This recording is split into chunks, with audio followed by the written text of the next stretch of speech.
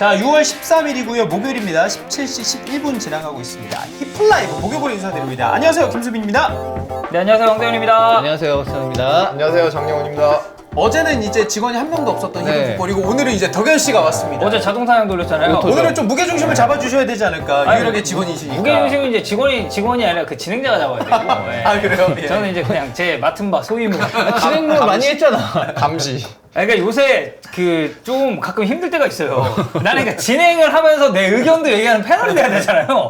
아, 이게 정신없죠, 이게. 그 갈피 잡는 게 쉽지 않더라고요. 요즘 좀 어떻게 지내셨어요? 장구치님 뭔가 되게 오랜만에 보는 느낌이고. 저 뭐 없죠. 그나마 지난주랑 이번 주가 좀 여유가 있어가지고 네. 거의 있고 그냥 할 거 하고 집에 있었어요. 저희 그때 되게 힘드셨나? 입술이 엄청 텄어. 아 이거 아까 네. 테니스 하고 와가지고. 아, 운동하셔서? 네. 야, 날 진짜 더운데. 그러게, 오늘 진짜 덥던데. 제가 사다 준 거 입어봤나요? 옷? 아직 아껴서 못 아껴서? 대회 나갈 때 한번 입으려고. 네. 제가 그때 마요르카 갔다 오면서 그 라파 나달 아카데미 아, 견학 갔거든요. 예. 근데 이제 테니스 좋아하시니까 예. 거기서 줬어요. 막 오픈이 아니고 그 웰컴 키트 같은 그런 느낌으로. 뭐 저는 어차피 뭐 안 치니까. 그래서 선물 드렸는데 혹시 이제 입으셨나? 지금 고이 그 상태 그대로 이렇게 딱 보관해놨어. 아, 그걸 까먹은 거 아닌가요? 아니. 눈에 보이는 데 있어요. 아니, 저희가 한 2주 전쯤에 술을 한 잔 먹었어요. 저랑 코치님이랑 그 단군 형이랑 해가지고. 그래서 이제 나 왜 안 불렀어? 예? 왜 안 불렀어? 이렇게 말하는 사람 한 명 더 있습니다. 누구죠? 맞춰보세요. 추맨? 추면은 이주원은 웃긴 거 뭐냐면은 지가 언제 한번 회식하자고. 그래, 우리한테도 그 말을 계속 그렇게 얘기를 해놓고서 연락이 없어. 그날도 저희 그 얘기했거든요. 아니 뭐라고 했냐면 그때 야 뭐 장코치랑 술 한잔하게 날 좀 잡아봐. 그래서 다음 주 목요일 어떠세요? 아, 다음 주보다 안 돼. 그래서 그럼 그 다음 주 목요일 날 볼까요? 우리 히포 끝나고? 나 그때도 일정 있는데? 계속 이제 이러다가 이제 미뤄졌고. 네. 그래서 그때 술 먹으면서 웬만하면 이제 축구 얘기 안 하고 다른 얘기 좀 하려고 했는데 맨 얘기만 존나 해가지고. 당근 형이죠? 예. 아, 당근 형 진짜로 평소에도 뭐 저 전화하거나 수다 떨 때도 계속 축구 얘기해요. 진짜. 이스타 TV 컨텐츠 추천하고. 야 너네 막 이런 거 해보면 어떡해. 정말 이렇게. 정말. 예. 아니 예. 그 엊그저께 이제 한번 오고 그래도 어제? 네, 예, 어제 이제 한번 예, 왔고. 어제 왔고. 근데 저희가 이제 보는 건 또 방송에서 보는 건 오랜만이잖아요. 그러네. 덕현이 보는 건 오랜만이구나. 네, 아니 그렇지. 좀 어때요 요새? 개인 방송만 주력하고 있나요? 그 많은 분들이 제가 아직 스포츠 중계는 이제 잡힌 게 있긴 해요. 네. 잡힌 게 있긴 한데 이게 아무래도 해외 축구를 해야지 김수빈이 뭘 한다라고 아실 것 그 같은데. 왜 여기 다 축구 팬분들이니까. 그러니까. 그래서 제가 아예 아무것도 안 하고 그냥 집에만 있는 줄 알더라고요. 근데 뭐 이제 주말에 롤 중계도 있고 뭐 3대3 농구나 이런 식으로 이제 중계는 있는데 사실 그거를 제가 막 인스타나 이렇게 올리기도 그냥 좀 그래서 예, 그냥 이거저거 중계하고 있습니다. 아니, 여행 갔다 온 거는 바로 올리더니 왜 그런 거 안 올려요? 존재감을 드러내야 될 거 아니야. 아, 약간 민망해. 아니 존재감을 유튜브에 맨날 하고 있어. 아, 그걸 키면 밤에 있어. 그 새벽 늦게까지 해. 그냥 맞아, 심지어. 맞아. 저는 진짜 완전 개인 취미. 한 10시, 11시쯤에 뭐 여자친구 이제 자러 들어가거나 이러면은 혼자 게임하던데. 어제는 여자친구 늦게까지 있던데? 이제는 방에 그냥 들어와요. 어. 제가 하고 있으면. 옛날에는 그냥 알아서 두다가. 예. 그럼 다들 잘 지내는 것 같아서 다행이네요. 찬이 예. 형은 잘 지내십니까? 어떠시죠 요즘에? 전 그냥 뭐 평범하죠 그냥. 예, 뭐 딱히 뭐 새로울 게 없습니다. 게임하고 그냥 술 먹고 축구 보고 이건데. 근데 거기에 이제 그 개인 방송 하는 게 이제 라이브 스트리밍이 껴서 예. 게임할 때 라이브 스트리밍을 하죠. 더 좋은 거네요. 예, 그냥 그거예요. 그 정도. 자, 이 정도로 소소하게 스몰 토크 해봤고 본 토픽 가도록 하겠습니다. 오늘 좀 주제들이 여러 가지인데 네. 아, 이거 황덕현 씨에게 좀 한번 여쭤봐야 될 것 같습니다. 이토 히로키 일단 어떤 선수입니까? 왜 나한테 물어봐? 이토 이렇게요? 예. 네. 좋은 선수죠. 예, 좋은 선수고 제가 이제 아시안컵 중계할 때 이제 일본 제가 어떻게 보니까 또 일본 그 전담으로 이제 계속 들어가다 보니까 제가 그 일본 연령별이랑 ADFT 거의 도사거든요. 그럼 경기를 하도 많이 거의 봐가지고. 겹쳐서 많이 봤겠네. 경기를 하도 많이 봐가지고. 네. 아 이제 틀면은 일본 경기는 다 덕현 씨가 하시더라고요. 그 23세도 다 제가 했잖아요. 네, 그러니까요. 일본. 근데 이제 결승 안 하고 그랬었는데 일단은 슈투트가르트 뭐 수비수인 건 여러분들 다 알고 계실 거고 기본적으로 멀티 포지셔닝이 되기 때문에 메리트가 있는 자원인데 이 친구가 제가 알기로는 이제 분데스 가서 좌풀백으로 가면서 본격적으로 좀 포텐 터져서 올라오기 시작했다라고 알고 있습니다. 그래서 그러니까 바이언 같은 클럽은 저는 이런 멀티 자원이 더 중요하다 생각하거든요. 네네네. 그리고 포지션에 들어갔을 때 1인분 이상을 충분히 해줄 수 있는 선수들이 중요한 데다가 올 시즌 슈투트가 잘했고 그리고 사실 리그 검증이 따로 필요가 없는 선수잖아요. 이 선수는 바이언으로 이제 간다라고 이제 했을 때.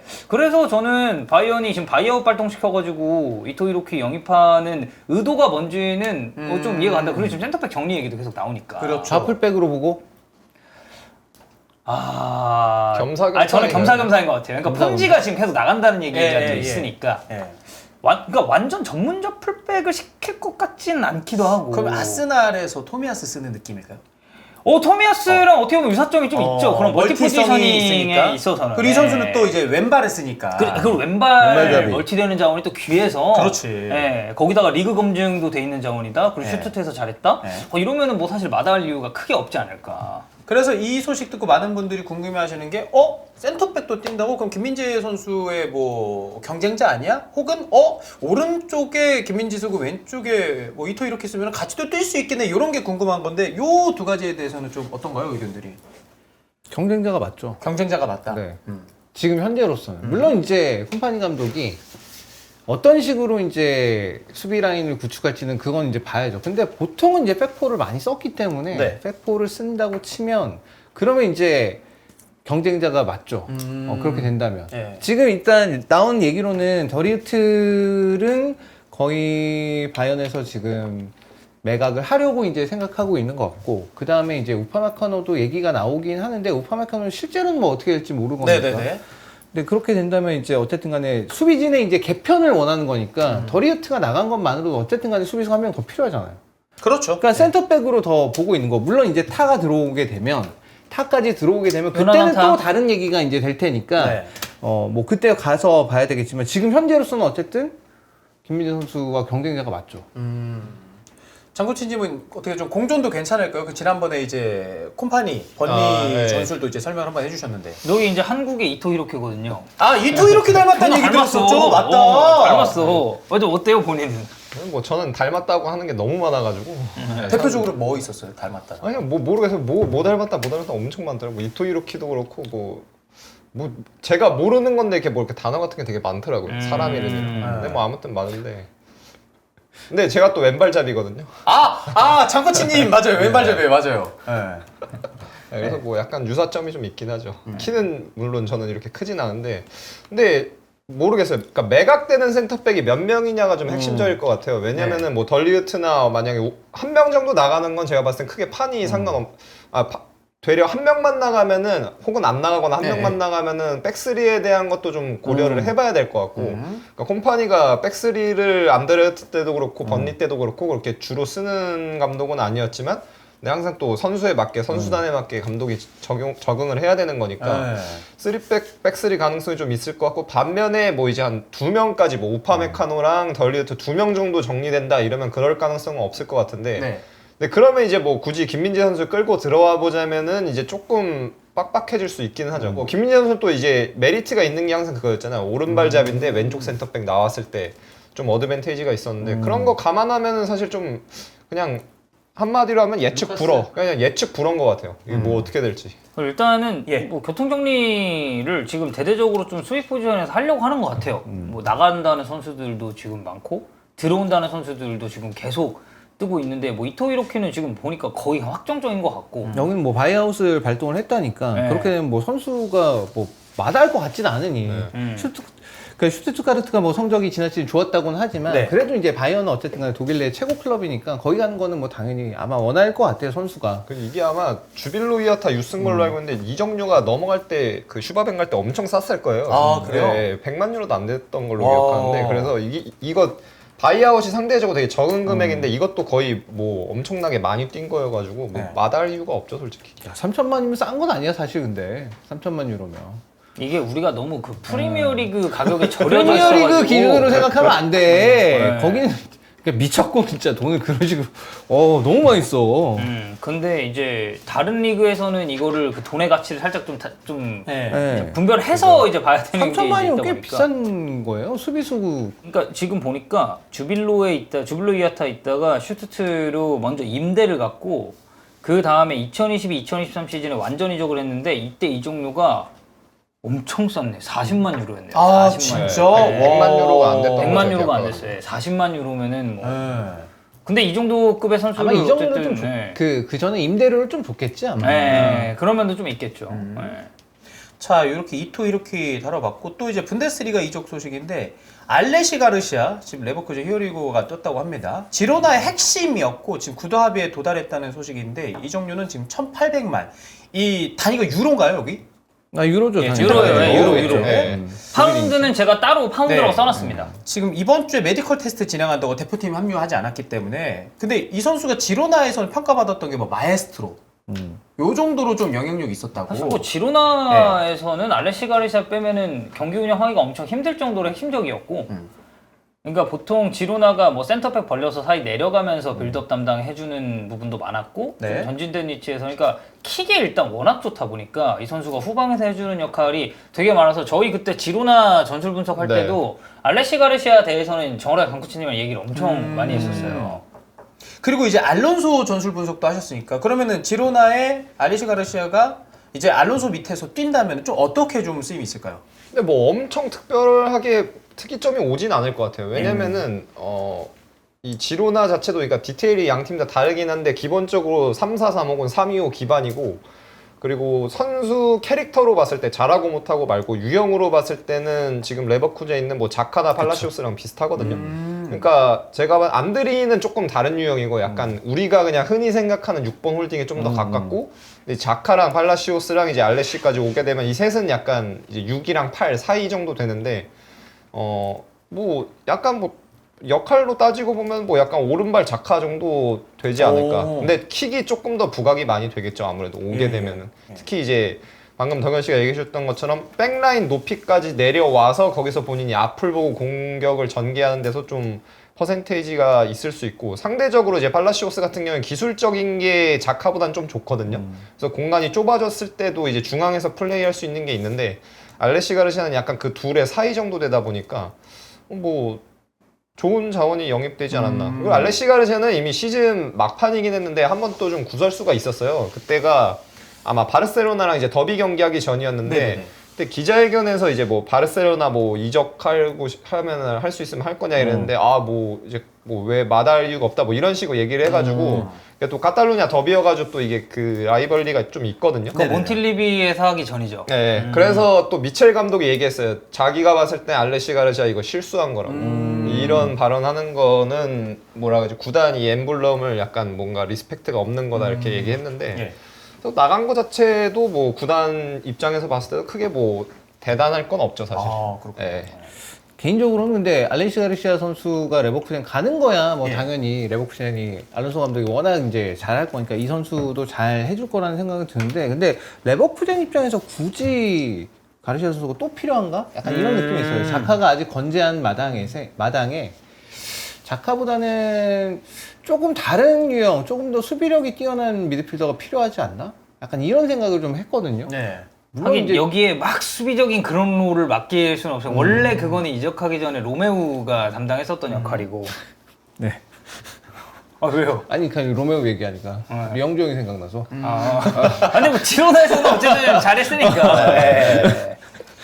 자 그리고 플럼 팔리냐 뭐 바이에른 뮌헨과 링크가 정말 꾸준히 있었는데 6번 미드필더에 대한 수요가 있다 보니까 이 선수를 원하고 있는 바이에른인데 3,500만 파운드 정도 비대했는데 아직 지지부진하다라는 얘기가 있고 뭐 이전부터 얘기했습니다만은 6번 자리 바이에른 6번 자리에 팔리냐 영입 대체로 많은 분들은 괜찮다 괜찮은 자원이다라는 평가도 좀 많은 것 같은데 세 분은 좀 어떠세요? 팔리냐 좀 잘 맞습니까? 이거는 뭐 애초에 원래 네. 영입을 하려고 했던 선수인데 그렇죠. 그때 정말 이상한 이유로 말도 안 되는 이유로 이게 파토가 났은 거니까 다시 해보는 게 어떻게 보면 당연하고 어느 정도 얘기도 잘 될 거고 네. 근데 이제 지금은 시간적으로 여유가 좀 있으니까 이제는 그때처럼 약간 급하게 질러서 하는 느낌보다는 이제 충분히 이제 시간을 그쵸. 두고 이제 금액도 좀 맞춰보고 막 이러려니까 뭐 이거 내가 마지막으로 봤던 기사에서 뭐 됐다 뭐 이런 얘기까지 나오더니만 지금도 다시 안 됐다 이러니까 예.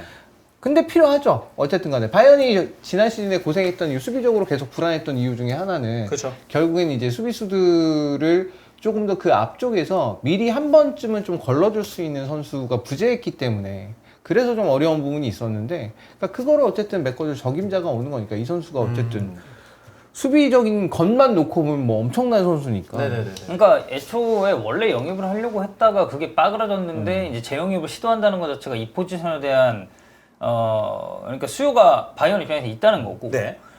근데 이제 그러니까 이 팔리냐는 진짜 그냥 전문 수비형 미드필더잖아요, 이 선수는. 그래서 수비적인 부담을 덜었을 때 바이언 미드필더진이 저는 조금 더 조합적으로 살아날 수 있을 것 같아요. 그래서 팔리냐 쪽에 바이언이 계속 좀 목매고 좀 그런 게 아닌가 싶기도 하고. 그렇습니다.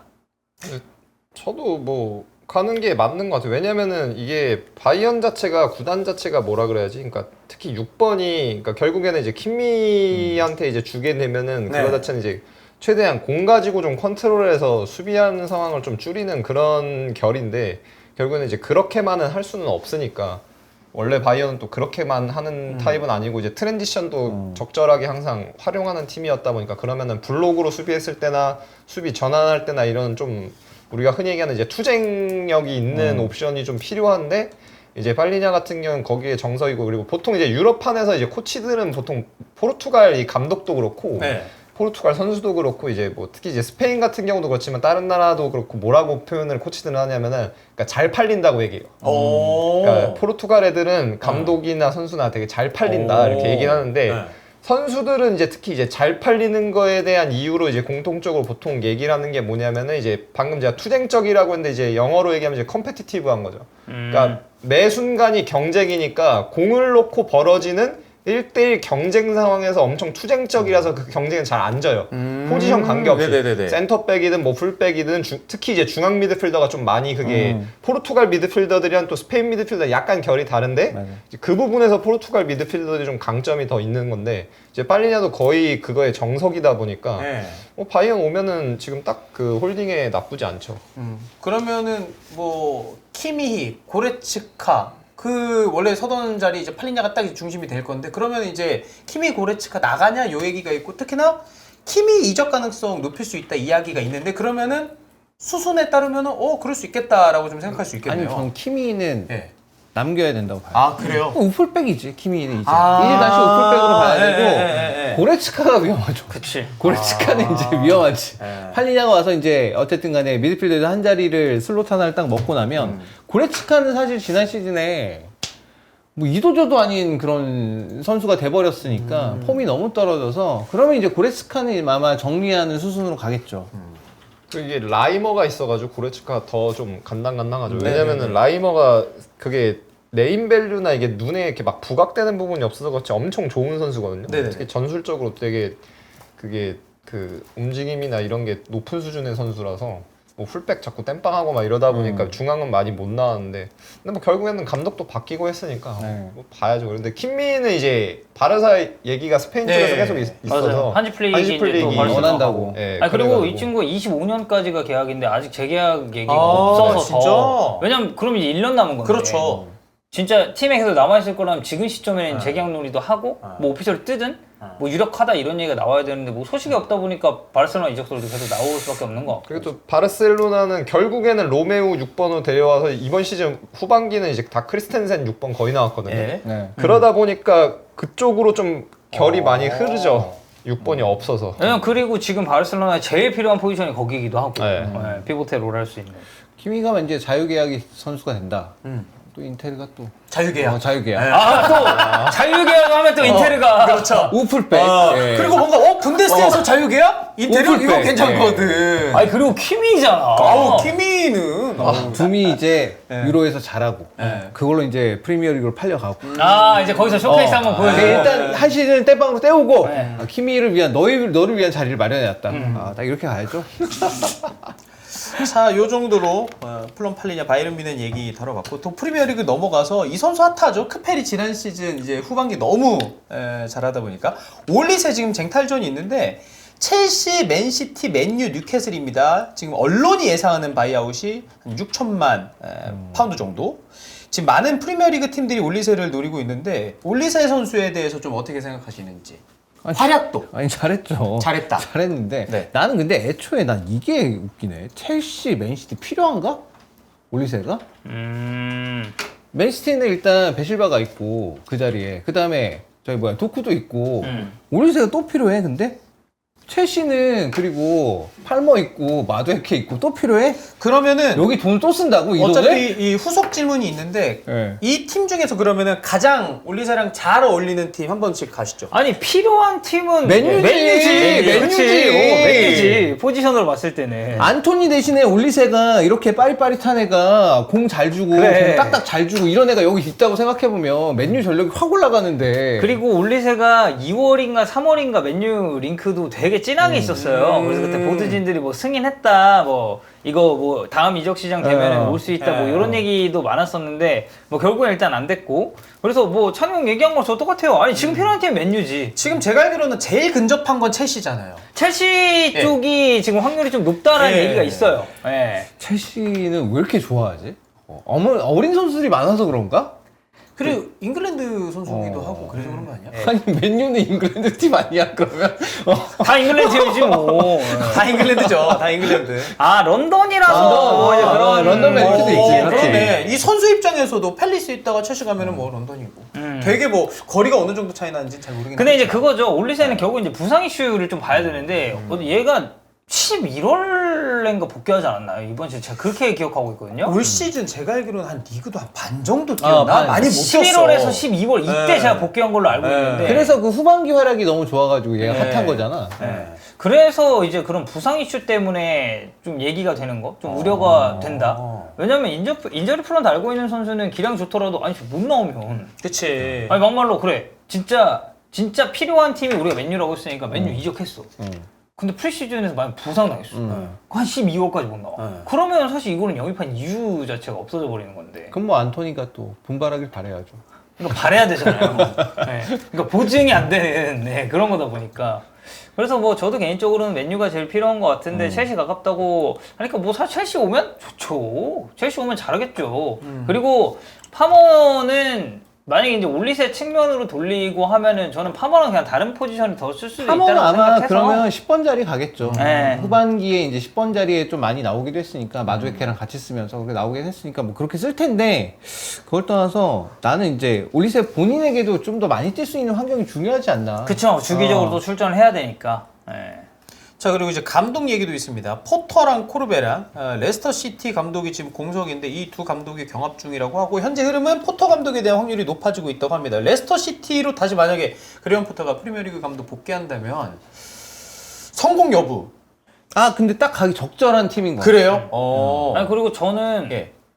저는 사실 지금도 예. 저는 그레이엄 포터 나쁜 감독이라고 생각 안 합니다. 아니, 저는 꽤 좋은 감독이라고 생각하고 제가 오늘 이거 관련해서 레스터시티 팬이랑 조금 얘기를 했거든요. 현주 씨인가요? 아니 예. 현주 지금 그 종윤이 형 감시받느라 바빠요. 아, 예. 현주랑은 얘기할 시간이 없었고 예. 이제 분석 일도 좀 취미로 하시는 그 레스터시티 팬분이 있는데 이제 물어봤어요.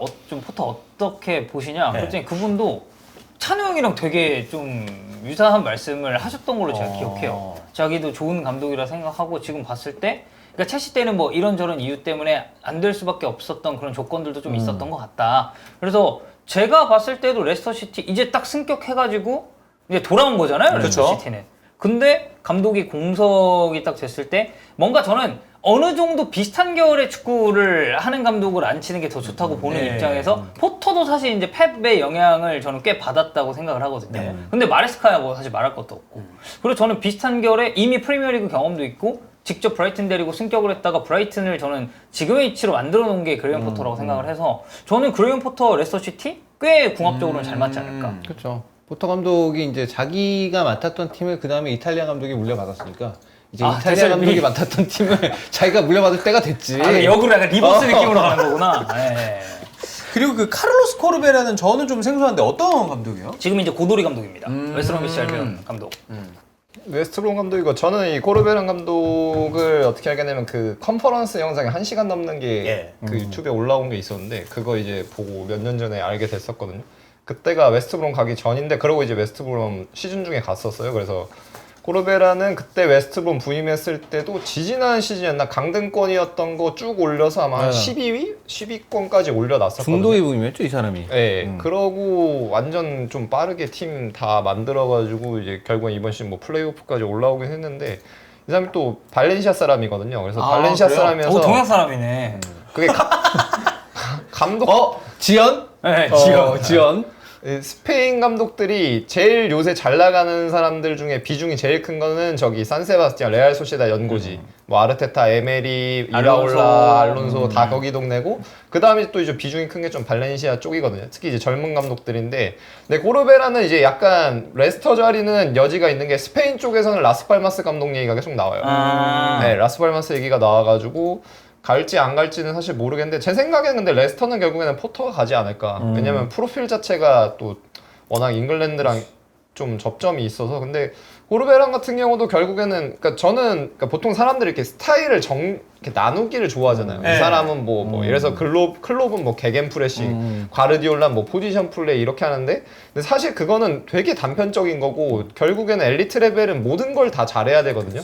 근데 고르베란 같은 경우도 제가 그때 컨퍼런스 이제 1시간 넘는 거 쭉 보고 했을 때 같은 경우에는 그냥 진짜 그냥 컴플리트한 사람이에요. 온전하게 수비를 해야 될 때와 공격을 해야 될 때 그리고 자기 아이디어가 굉장히 뚜렷한 사람이고 그 다음에 특히 이제 웨스트브롬 이번 시즌 그러니까 지난 시즌 이제 끝난 시즌이니까 지난 시즌 경기들 보시게 되면은 보셨던 분들은 또 아시겠지만 수비 국면에서 엄청 그 투쟁적이에요. 컴피티티브예요. 그게 특히 이제 꼬르베란이 팀 오고 나서 되게 많이 단시간 내에 비교적 많이 바뀌었거든요. 그러니까 뭐 골키퍼 출신인 거랑은 별개로 이제 또 그런 부분들이 있고 특히 이 사람은 또 수석 코치를 꽤 오래 했었기 때문에 이 양반이 비엘사 수거였습니다. 리즈 때. 네, 그래서 나이는 적은 편인데 축구계에서 코치로 일한 경력은 나이에 비해서 굉장히 길어요. 네, 그러다 보니까 뭐 레스터를 가든 저는 솔직히 라스팔마스를 가든 잘하지 않을까 생각을 합니다. 심지어 웨스트브롬에 남을 수도 있고.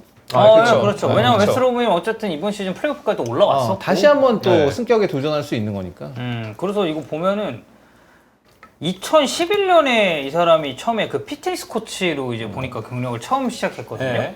근데 83년생인데 2011년에 그 커리어를 처음 시작한 거면 되게 빠른 거잖아요. 되게 일찍 시작한 거지. 네, 그래서 이제 이 이후에 이제 코치 되고 수석 코치 기간 좀 오래 가져가고 리즈 유나이티드, 그러니까 이 프리미어리그 무대에 대해서 감독은 아니지만 코치로 경험이 있다는 것 자체도 좀 높게 사는 것 같아요. 그죠 현지에서 봤을 때는. 자, 그리고 이제 감독 링크가 하나 또 있습니다. 저도 혹시 몰라서 오피셜 떴나 봤는데 아직은 안 뜬 것 같아요. 릴 떠나서 지금 AC 밀란 감독 부임이 유력해졌다고 합니다. 파울로 폰세카 감독이고요. 현지 시간으로 목요일 오전 감독 오피셜 발표될 예정이라고 하는데 아직은 안 떠 있는 상황입니다. 폰세카가 간 AC 밀란 좀 궁합이랑 이런 것도 좀 괜찮을까요? 일단은 뭐 네. 피올리 감독 체제에서 이제 한계를 좀 느꼈었기 때문에 네. 그래서 그거를 극복해 보고자 이제 피올리 감독과는 이제 헤어지기로 한 거고 그다음에 이제 폰세카 감독을 결국 이제 선임하게 됐는데 개인적으로는 약간 우려 반 기대 반 이런 느낌이에요. 아, 그래요? 왜냐하면 폰세카 감독이 기존의 세리에 없었던 건 아니고 로마 시절에 2년 동안 감독을 했었고 그 시절에 폰세카 감독은 딱 그거였거든. 약간 강팀 판독기? 딱 자기와 네, 비슷한 수준이거나 네. 그 위의 수준한테 못 이겨. 밑에 팀은 확실하게 잡아. 아, 그러면은 애매한데 뭔가 근데 밀란이라는 팀을 생각하면은 그거는 좀 더 잘해야 근데 될것 밀란은 같은데. 어쨌든 간에 지금은 높은 수준에 예, 있는 예. 팀이기 때문에 예. 리그 내에선 수익권에 있는 팀이기 때문에 나쁘진 않다고 생각되는데 근데 이제 폰세카 감독이 이제 어쨌든 릴로 가고 나서 더 발전됐다고 평가를 받는 게 수비적인 부분에서의 개선이 있다라는 얘기인데 근데 그 얘기는 그거 같아요. 그 릴에서는 보니까 수비형 미드필더를 사용하는 게 좀 더 이제 투쟁적이고 아까 우리 계속 이거 비슷한 얘기가 나오는데 그 6번 타입의 수비적이고 투쟁적인 그런 미드필더 예를 들어서 뭐 벤자민 안드레 같은 선수를 써가지고 네. 그러면서 이제 수비적인 안정화를 많이 좀 기여를 했던 것 같아요. 근데 생각해보면 로마 시절에는 없어 그런 선수가. 그런 역할을 할 수 네. 있는 선수도. 베레투 같은 선수를 무조건 베레투, 진짜 조르단 그 폰세카 감독이 네. 이제 베레투를 무조건 이제 미드필더에서 한 자리 받고 시작을 했었는데 베레투 선수가 갖고 있는 장점은 일단 패스의 전개 능력이라든가 아니면 뒤늦게 좀 타이밍 늦게 박스 안으로 침투해가지고 의외의 그런 순간들을 만들어내는 그런 것들이 이제 장점이었지 수비력에 이 선수가 되게 특화되는 느낌은 아니었거든요. 그리고 그 시즌에 크리스탄테를 또 영입했었어요. 네. 근데 크리스탄테가 원래 아탈란타에서는 앞에서 뛰던 선수였거든. 네. 근데 그거를 와서 자리가 없으니까 결국 이제 밑에 이제 삼선 위치에 이제 넣어서 이제 베레투하고 둘이 짝지었던 적도 많고, 그 다음에 로렌조 펠레그리니도 그렇게 한 적이 많은데, 이 선수들 모두 다 공격적인 능력에 재능이 있었던 선수였고, 크리스탄테는 뭐 지금은 수비수까지 봐가지고 수비력에 있어서 개선이 좀 있었긴 했으나, 근데 뭐 지금도 여전히 단점으로 평가받는 것 중에 하나가 이제 그런 거기 때문에 그러니까 제대로 된 선수를 쓴 적이 없었죠 로마 시절에는. 네네. 그럼 이제 근데 웃긴 건 밀란도 상황이 좀 비슷합니다. 6번 없어요 여기도. 6번이 없어요. 6번에 그런 투쟁심이 넘치고 소위 말하는 개싸움을 해줄 수 있는 미드필더가 지금은 없어요. 네. 누구를 뭐 포변을 시켜서 그렇게 만들 건지 아니면 데려오든 아니면 누구를 영입을 할 건지 이건 좀 봐야 돼요.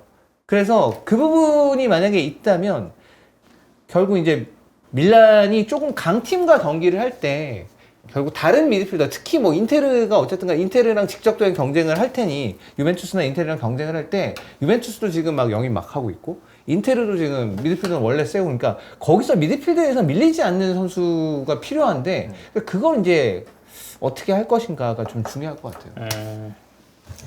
자, 이 정도로 감독 선수 이적설 다뤄봤고요. 이제 유로랑 코파 이모저모로 가도록 하겠습니다. 유로 VAR 결정이 화면에 송출될 것이라고 합니다. 심판 판정에 대한 정확성을 높이기 위해서 이번 유로에서는요, 보다 자세한 VAR 설명을 추가할 예정이라고 하고요. 판정 나오면 해당 판정에 대한 이유가 경기장 대형 스크린에 설명된다고 합니다. 예를 들어서 핸드볼 파울이 범해지면 선수의 팔이 뭐 부자연스러운 위치에 있었다 이런 기타 등등의 설명이 나올 것이라 하고 이외에도 그래픽과 함께 사건의 프레임별 재생을 보여주는 영상이 팬들에게 공개된다고 합니다. 팬들 입장에서는 이렇게 판정에 대해서 납득이 되는 거? 특히나 직관감 팬들 입장에서는 순간적으로 벌어지는 상황을 다시 못 보는 상황들이 많은데 화면을 통해서 아 이런 것 때문에 판정이 이렇게 됐습니다라고 설명하면은 충분히 팬들이 환영할 만할 것 같거든요. 당연히 해야죠. 아, 그리고 이건 너무 좋다고 생각하고, 저는 이제 K리그 직관을 되게 이제 어렸을 때부터 쭉 다닌 입장으로서 그 리플레이를 안 틉니다. 안 틀어요. 국대 경기도 안 틀어요. 네. 아, 나는 그게, 그러니까 뭐 이제 이런저런 이유가 이제 있겠지만, 아, 나는 그게 되게 불만이었거든. 그 지나간 상황을 내가 다시 보고 싶고, 파울 혹은 이제 뭐 옵사이드, 뭐 어떻게 보면 이런 거 내가 좀 보고 싶은데, 그걸 또 이제 중계화면을 꺼내가지고 핸드폰을 꺼내 찾아봐야 되잖아. 맞아요. 이 판정이 왜 이렇게 나왔는지도 모르겠고. 그래서 이제 그런 부분에 있어서 이번 유로는 좀 완벽하게 충족이 되지 않을까. 이거는 그냥 정확하게 설명 있고, 그쵸. 뭐 그렇게 딱 이제 공헌을 해버리면 심판들 입장에서도 본인 판정을 딱 내렸을 때 그리고 VAR이랑 어쨌든 이야기를 하고 온필드를 하고 그거를 발표를 함에 있어서의 그런 팬들을 설득하는 것도 훨씬 저는 텍스트로 박으면 네. 이거는 효과가 좀 다르지 않을까. 이건 당연히 해야 되는 거예요. 왜냐하면 원래 비디오 판독을 도입했을 때 물론 이제 축구는 이제 챌린지 형태가 아니긴 하지만 챌린지 형태로 비디오 판독하는 건 이거 다 설명하거든요. 물론 우리나라 배구 같은 경우도 있어요. 그런 안 좋은 예도 있긴 한데 후인정 네. 후인정 감독님. 네. 뭐 근데 이제 보통은 이제 해서 설명을 합니다. 이제 왜 이런 판정이 나왔는지에 대해서 설명을 해요. NFL 같은 건 예전부터 그랬었고 아예 이제 심판들이 이제 마이크를 차고 있어서 딱 중간에 어떤 상황이 벌어졌어. 그러면 이제 딱 나와서 막 설명을 해줘. 그 풋볼은 사실 룰이 워낙 복잡하기 때문에 그래서 이제 그런 것도 있는데. 난 진짜 네. 그 쿠팡플레이에서 해주잖아요. 그러니까 되게 이제 얘기가 많으니까 이렇게 보고 했는데 와 이거 룰이 엄청 복잡해요. 풋볼은. 뭐가 뭔지를 모르겠더라고요. 풋볼은 룰이 엄청 복잡하고 그래서 이제 보통 풋볼 입문하려면 진짜 완전 바 하나가 옆에 붙어가지고 하나씩 설명해주면서 해야 그래야 재밌는데 그 정도구나. 저는 옛날에 이제 그렇게 되게 그냥 풋볼이 미친 형이 하나 있었어요. 그래가지고 그걸 가지고 좀 봐서 이제 아는데 그리고 야구도 요즘 이제 우리 야구 KBO도 판정하는 거 보면 지금 어떤 상황에 대해서 판정합니다. 딱 이렇게 말하고 비디오 판정을 한단 말이에요. 네. 농구도 마찬가지고 이거 원래 다 해야 돼요 이거. 이거 지금까지 안 한 게 이상하고 나는 축구가 이렇게 되게 뒤처지고 있다는 느낌을 주면 안 돼. 그러니까 너무 좀 보수적이에요. 뭔가를 받아들이는 데 있어서. MLS도 VAR 설명해준다고 또 어떤 분이. 이게 왜냐면 미국 스포츠는 다 하거든 저거를. 다른 스포츠다. 저는 이거를 뭐 제 생각이 틀렸을 수도 있는데 저는 어떻게 느끼냐면 약간 중계권이라는 게 엄청나게 중요하게 여겨지잖아요. 그러다 보니까 리그 차원이나 그러니까 구단 차원 말고 리그 차원이라든지 아니면 조금 더 큰 단위 뭐 예를 들면 FIFA가 됐든지 UEFA가 됐든지 그 차원에서 약간 중계권만 너무 의식해서 경기장을 찾아오는 팬을 약간 조금 뭐 무시하려고 한 건 아니지만 무시하게 되지 않았나 싶어요. 그러니까 가끔은 직관 가는 것보다 집에서 네. 보는 게 훨씬 더 정확하지. 편하고 네. 그러니까 진짜 집중해서 뭔가 볼 때 데이터랑 이런 것도 찾으면서 보다 보니까 집에서 보는 게 나을 때도 있거든. 네, 이게 그러니까 마케팅 자체가 옛날에는 특히 분데스리가 같은 경우는 불과 한 2010년 요때만 해도 예를 들어서 지금은 안 그렇지만 도르트문트 공식 홈페이지 들어가도 그렇고 구단 굿즈 같은 거를 해외 배송도 다 안 해주고 팔려고 하지도 않아요. 분데스리가 팀 같은 경우가 제일 나중까지 그랬어요. 근데 이제 그게 마케팅이 이제 로컬 마케팅에서 글로벌로 바뀌면서 이제 바뀐 건데 네. 결국에는 이제 중계권이라는 것 자체가 글로벌 시장을 공략하는 거고 그런 관점에서 이제 중계권 자체가 이제 그 TV로 경기를 시청하는 사람한테 포커스가 맞춰진 거잖아요. 그러다 보니까 조금 애초부터 이거를 말씀 주셨던 것처럼 할 때부터 이걸 당연히 고려를 했어야 되는데 너무 거기다 우선순위를 맞춰놓고 하다 보니까 이거를 조금 늦게 이제 얘기가 나오는 것 같고 저도 VAR을 안 할 거면 모르겠는데 할 거면은 당연히 해야 된다고 봐요. 그리고 이게 저도 얼마 전에 서울이랑 광주 이제 K리그 보러 가니까 다들 그냥 핸드폰 켜가지고 막 이거 보시느라고 정신이 없어요. 맞아요. 이게 경기장 보면은. VAR 할 때 맞아. 먼저 이제 네. 켜보고 이런 분들이 네, 있죠. 그래서 아니 이게 스크린이 경기장에 있는데 최소 2개는 거의 있잖아요. 양쪽에 하나씩 있는데 그거를 그렇게 하는 것도 저는 솔직히 천극이라고 봐서 저도 이거는 할 거면 하는 게 확실히 맞다고 봅니다. 혹시나 예상되는 부작용 혹은 언어는 어떻게 송출해야 되는지 요거에 대해서는 좀 고민이 있을 것 저는 같은데. 그럴 수는 있을 것 같아요. 네. 그러니까 이 판정이 더 오래 걸릴 거다. 온필드 보러 가면. 왜냐면 이게 박제잖아요. 그렇지. 그리고 그러니까 사실 지금은 그거잖아. 그냥 핸드볼 나왔어. 뭐 이렇게 코너킥 됐어. 그럼 뭐라 봐야겠다고? 알았어, 갈게 하고 가. 해요, 가. 좀 보고 이거 핸드볼 피킹 찍고. 그러니까 설명이 없잖아. 그쵸. 관중들한테 들리는. 그냥 선수들한테는 이거 때문에 그러니까 이거 PK야 이런 식으로 설명하겠죠. 근데 이제는 전광판에 박제가 되고 왜 내가 이 판정을 했는지에 대해서 설명이 명확하게 딱 들어가야 되니까 주심들도 그렇고 비디오 판독관들도 그렇고 더 저는 신중에 신중을 기할 수밖에 없다고 보거든요. 이러면 이제 자연스럽게 중계를 하는 사람들한테도 영향이 생깁니다. 왜 추가 시간이 늘어나거든요. 퇴근이 늦어진다. 이 VAR 때문에. 네. 내가 봤을 때는 이거 추가 시간 10분 넘는 경기에 그냥 그렇지. 나올 것 같은데. 그게 그 반대합니다. 저희도 입중계 하셔야 되잖아요. 아 이건 반대합니다. 얘기하세요. 아니 그 이번에 23세 이하 저희 했었잖아요. 아, 아시안 컵. 예. 와 그거 근데 진짜로 무슨 막 15분 막 나오고 그냥 연장전 하는 거예요. 진짜로. 진짜 90분 경기인데. 16분, 17분 뭐 이런 경기도 있고 뭐 그런 거가 있다면 그 얘기한 그 언어적인 거 아마 영어로 공표를 하긴 할 해야죠. 거예요. 네, 예. 그렇게 하지 맞죠? 네. 근데 이제 사실 또 모든 사람이 영어를 또 아는 건 아니니까. 그렇지. 그럼 예를 들어서 근데 국제 대회에 나가는 심판이라면 영어는 해야죠. 그렇죠. 근데 이제 그 현장에 있는 관중들이 이제 모두 영어를 또 하는 건 그렇지. 아니니까. 예를 들어 뭐 독일이랑 프랑스랑 한다? 그러면 뭐 독어 병기. 그치. 이런 이거는 식으로. 그거지. 여기 일자리가 생기는 거네, 이제. 네. 통역가가 그럴 이제 수 대기하고 있겠네. 있어요. 그렇죠. 이게 전광판에 이제 올릴 때 통역가가 대기하고 있다가 저거 무슨 뜻이다.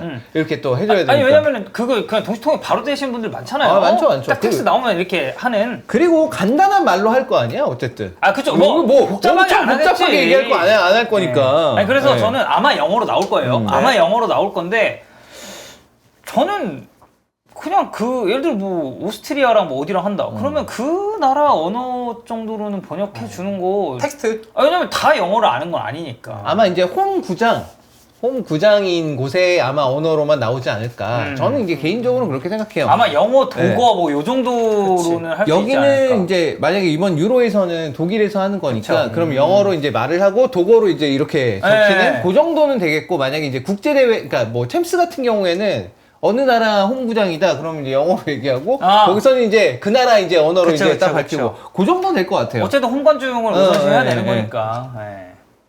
기사에 대한 뭐 추가적인 반응들이 있는데 프리미어리그는 이를 좋아하지 않을 것이다. 뭐 굉장히 그 당연한 말 아닙니까? 네. 언젠가는 이 무능한 심판들이 서로 이야기 나눈 것을 들을 수 있을지도 모르겠다. 그러니까 이건 그거죠. 그러니까 텍스트로 박제되는 것뿐만 아니라 이 심판들의 그 녹취록이 이제 다 나간다는 거고. NFL 규정집에서 한 파트를 가져온 것 같아서 너무 다행이다. 이거는 뭐 이제 미국 스포츠 아까 MLS 아까 찬호 형이 얘기했었던 그 포인트죠. 예. 네.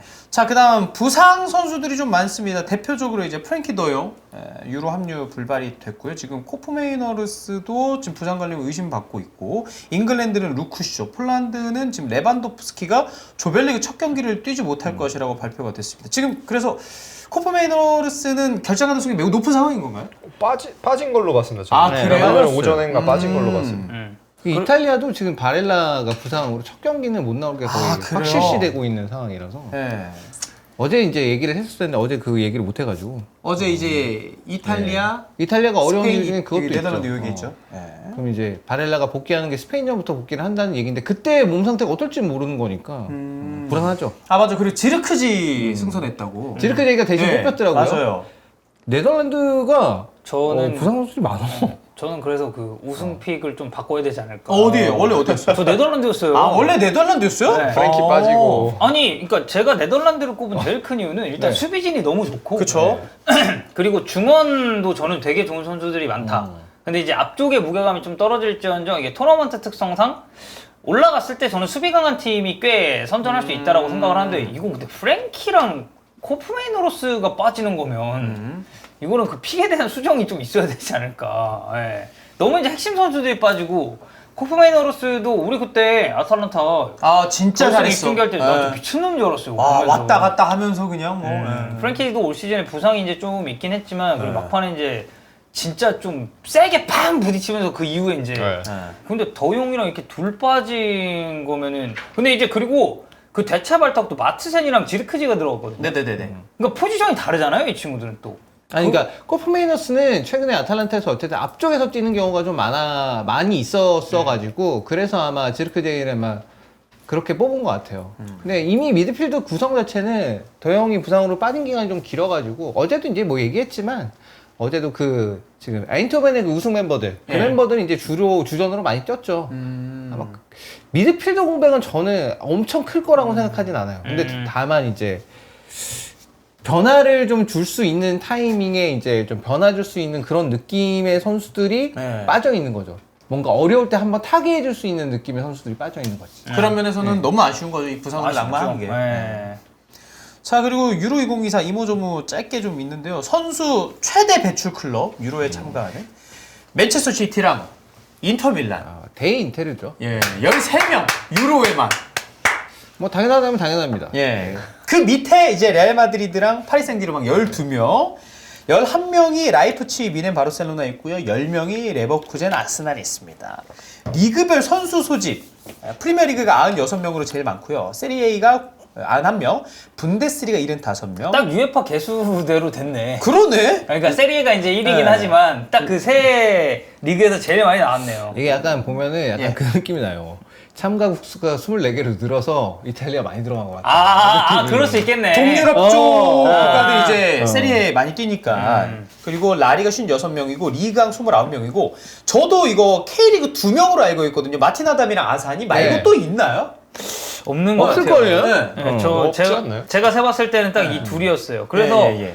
뭐 아산이는 이제 뭐 이정현 감독과 이제 뭐 돌아올 수 없는 강을 걷는 것 같긴 한데 하지만 알바니아 대표 네. 이탈리아랑 할 때 골이라도 넣으면 진짜 대박 난다 진짜. 진짜 아니 이탈리아뿐만 1차전이죠. 아니라 그렇죠. 이탈리아뿐만 아니라 뭐 스페인, 크로아티아 다 마찬가지여가지고 아. 그래서 이 저는 개인적으로 울산 팬들 헝가리 경기 마틴 아담 막 들어오고 하면은 이제 거기서 이제 또 주목도도 좀 올라가고 그러지 않을까. 마틴 아담도 캐리가 오기 전에 그 잉글랜드랑 경기에서 맞아, 골 넣었어. 쟤 뭐야? 쟤 등발 좋네. 쟤 누구야 했잖아. 그랬었어. 근데 네. 와가지고 그 현대중공업 거기 공장 가지고 오피셜 찍고 진짜 잘하고. 그건 진짜 잘 맞는 거야. 진짜 와, 짱이었어. 힘 진짜 좋게 생겼어. 네. 자, 가장 나이 많은 팀 스코틀랜드입니다. 28.3세라고 하고요. 리암 쿠퍼, 로버트슨, 스튜어트 암스트롱, 칼럼 맥 그리고 이런 선수들이 좀 나이가 있는 편이고 독일이 28.2세, 노이어, 뮬러, 토니 크로스. 근데 여기가 무샬라랑 비르츠가 있다 보니까 많이 낮아졌습니다. 가장 젊은 스쿼드 체코고요. 25.3세. 초팔이 가장 나이 많은 선수라고 합니다. 그 다음에 튀르키예도 있고 잉글랜드가 평균 스쿼드 연령이 26.1세. 잉글랜드도 확실히 젊지? 어리게. 어리긴 해요. 선수들이 네. 많아요. 자, 최고령 선수 어제 뭐 잠깐 다루긴 했는데요. 페페입니다. 41살 그리고 3개월 지났고요.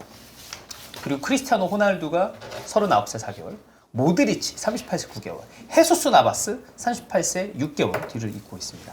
최연소 선수 라민 야말 16살이고요. 17세 지금 딱 2달 남겨두고 있습니다. 그 다음이 자이레 에메리 18세 3개월.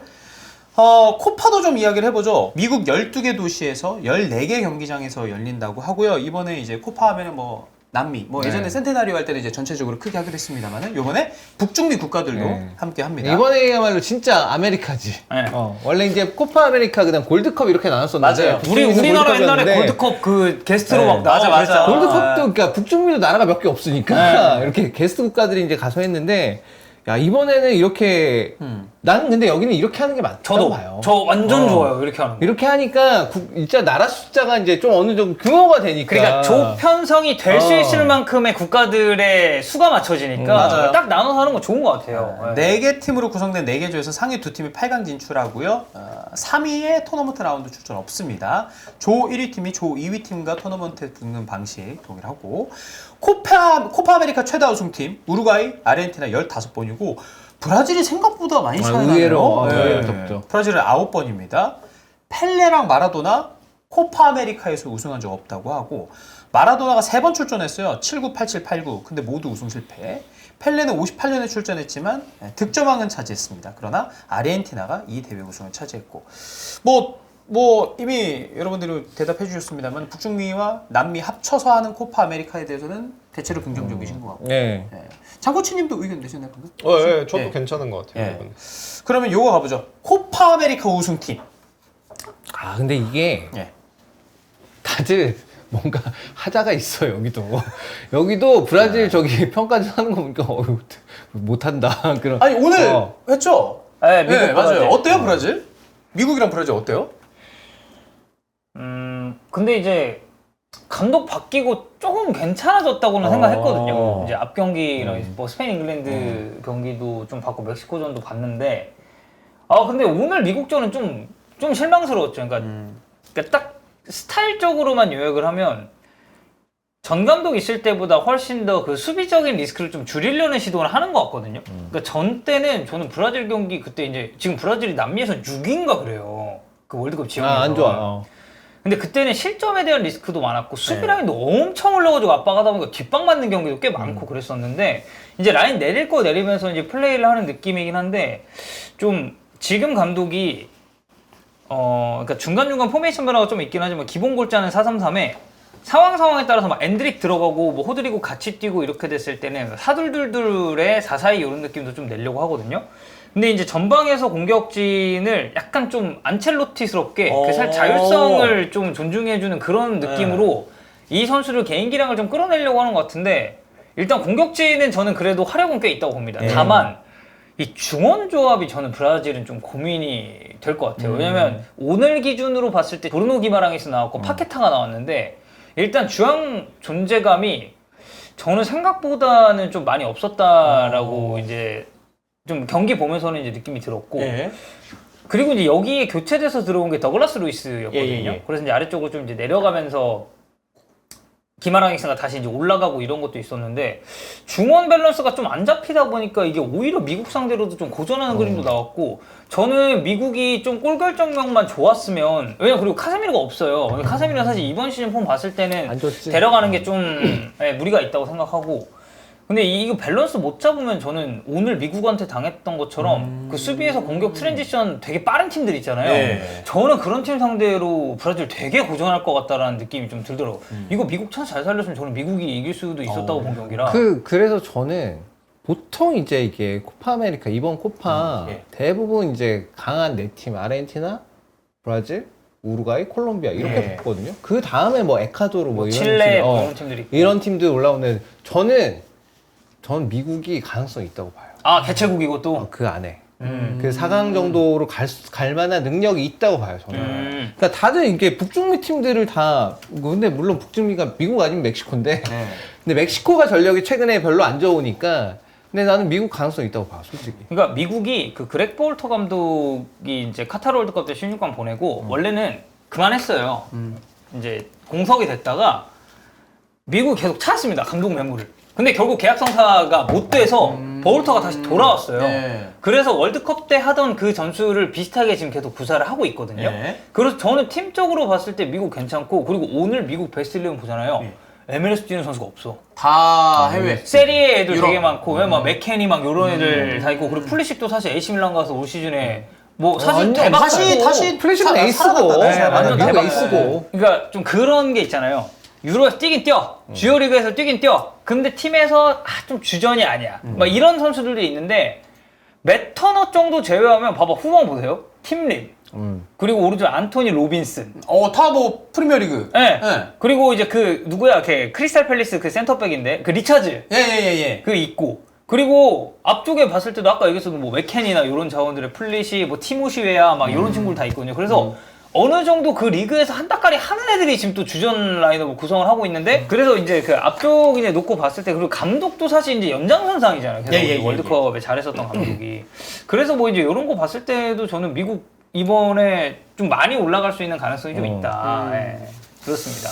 그리고 이제 궁금한 게 리오넬 메시 아르헨티나. 뭐 라스트 댄스일지 모르겠습니다만. 또 라스트 댄스가 몇 그러니까 번이래. 라스트 댄스일지는 라스트 댄스는 한 모르겠습니다만. 번이 해야 되는 거 아니야? 아르헨티나는 좀 어떻게 보세요? 아르헨티나의 우승. 제일 강력한 우승 후보죠. 네. 일단은 수비가 리산드로 마르티네스도 그렇고 로메로도 그렇고 다 너무 지금 폼이 너무 좋은 데다가 예. 그리고 이제 아마 메시가 어쨌건 간에 뛰는 한 그 아르헨티나는 메시의 존재 자체만으로도 계속 동기부여가 될 것 같아요. 그냥 이 위대한 선수를 위해서 내 한 불사들이 어우 대폴 지난번 월드컵 대폴 하는 거 같이. 봐봐. 야, 대폴 걔는 진짜. 무슨 야, 메시 형을 위해서 죽겠다. 자기 여자한테도 그렇게 안 하겠다. 와. 그 자기 아내한테 사랑해 메시 이랬대잖아요. 데폴이 그 데폴 그 저희가 얘기한 거야. 아 그래? 네, 그러니까 좀 그럴 것 같아요. 그러니까 월드컵 때만큼의 동기부여는 저는 없을 거라고 보는데 근데 이제 그게 있죠. 메이저대 3연패. 왜냐면 코파를 아르헨티나 먹었고 월드컵을 먹었고 예전에 스페인이 했던 유로 월드컵 유로처럼. 네, 물론 저는 예. 대륙간컵은 다 저마다의 위상이 있고 예. 아시아에서는 뭐 아시안컵이고 이제 그런 게 있지만 유로가 저는 어쨌든 코파보다는 좀 그 난이도나 이런 거 따질 땐 높다고 보긴 하지만 어쨌든 그 대륙간컵의 관점으로 봤을 때는 만약 아르헨티나가 코파 먹고 월드컵 먹고 다시 코파 먹는다? 이러면 이제 예, 그래서 그 점에 있어서 그리고 지금 이렇게 브라질이 약간 이렇게 주춤할 때 이제 또 아르헨티나 해야 되거든. 참 근데 아르헨티나가 그렇게 만약에 우승을 하면 사실 시대의 지배자 느낌은 아니거든. 그치 스페인은 시대의 지배자잖아. 지배자였어. 누가 봐도. 스페인은 시대의 지배자야. 근데 그리고 축구를 그 당시에 그냥 혁신적으로 가장 혁신적으로 잘했던 팀이고. 아르헨티나는 시대의 지배자 느낌은 아닌데 그렇게 해서 만약에 세 대회 연속으로 빠바박 우승을 하면 야 역시 메시인가? 더 이렇게 그건- 될 것 같아. 메시의 최전성기냐? 그것도 아니긴 하거든. 아 이미 뭐 많이 그러니까. 끈물이지. 어. 근데 이제 어쨌든 그 역사에는 기록만 남지. 남아요. 남지. 네. 자, 요 정도로 코파 아메리카 소식까지 이모저모까지 다뤄봤고요.